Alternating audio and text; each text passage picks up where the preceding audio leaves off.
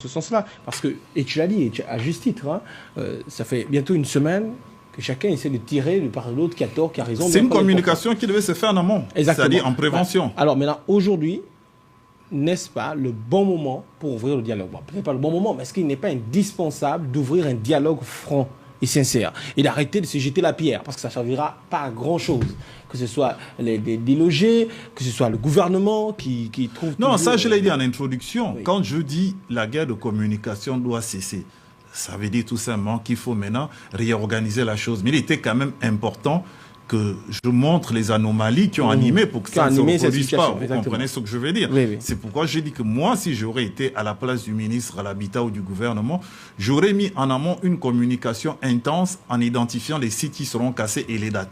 Comme ça, je mettais l'opinion publique, l'opinion nationale et internationale déjà au courant de ce qui va se faire.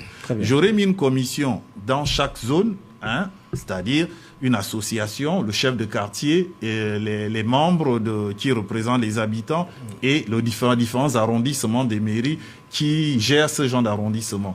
Et avec ces commissions, avec le ministère, ils auraient travaillé ensemble pour définir quels sont les gens qui ont été dédommagés, quels sont ceux qui n'ont jamais été dédommagés, lesquels ont été dédommagés et ont vendu, parce qu'il y a des gens aussi qui ont été dédommagés, qui ont vendu les maisons. Ceux-là, il y a des poursuites judiciaires parce que c'est l'escroquerie, l'abus de confiance. Donc j'aurais mis toute cette organisation en place, ça nous aurait évité ce qui est en train de se passer. Maintenant que c'est fait, il faut maintenant que le ministère, les chefs de quartier, les représentants des sinistrés, la société civile, le Parlement, qui devait d'abord, contrairement à ce que mon frère a dit, le Parlement est le premier responsable de cette anarchie.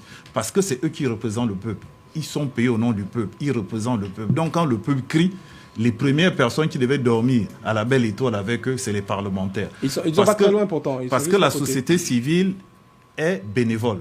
Donc c'est subjectif, c'est la sensibilité de tout un chacun qui fait que la société civile... Et moi, je suis là en tant que société civile pour décrier cela, c'est-à-dire qu'on joue le rôle qui est le nôtre. La société civile appelle également au dialogue. Oui, bien sûr. Là, il faut un dialogue et une réorganisation. Alors, Monsieur Baninga, Monsieur Kombila, allez-y. Monsieur Kombila, on va essayer de... Comme on l'a dit, aujourd'hui, c'est jeter la pierre. Ça ne sert plus à rien. Ça vient, mais vraiment à rien du tout. Hein. On est là tous conscients de cette situation. Maintenant, est-ce que vous, en tant que victime